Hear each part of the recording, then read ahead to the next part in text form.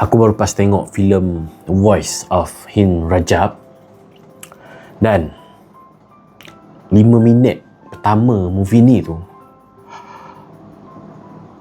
bila kita dengar suara anak syurga Rajab tu, dia betul-betul deep, betul kita akan rasa terkesan. Dengan automatiknya korang akan mengalir air mata, korang akan fikir pasal adik Rajab tu, macam mana dia tersiksa, dia tersempit dalam sebuah kereta yang remuk bersama dengan family dia yang dah mati. Dalam hall tu, korang akan rasa sunyi, senyap, dan korang akan menangis tau. Korang akan menangis je. Dengar suara real voice daripada Hin Rajab ni, dia buatkan kita rasa useless. Kita tak boleh nak buat apa-apa, tak boleh nak bantu. Kita hanya dengar je dia minta tolong. Dan benda tu yang betul-betul buatkan kita sakit tau tengok filem ni. Memang aku penat. Serius, antara filem yang paling penat, paling stres dan paling sakit hati. Dia memang betul-betul dish hati korang.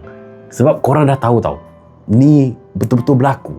Dan suara yang dia guna, suara Hin Rajab tu, memang suara yang betul. Suara dia minta tolong daripada siang sampai ke malam tau.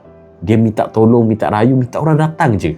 Dan benda yang paling sakitnya dalam filem ni, jarak ambulans nak selamatkan tu 8 minit je tau. Tapi segala perbincangan nak minta approval daripada situ, daripada sini, betapa susahnya nak pergi kat situ. Lebih 3 jam dia on call dengan Hin Rajab tu, tapi still tak dapat bantuan.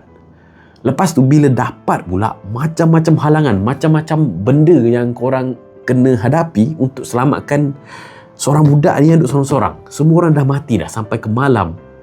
Last kali tetap tak boleh selamat. Korang akan rasa geram, sakit hati. Memang aku tak sangka aku nangis senangis je. Dalam hall tu aku sampai dah tak boleh nak fikir apa. Aku macam kesian gila tau dengan apa yang berlaku dekat Hin Rajab ni.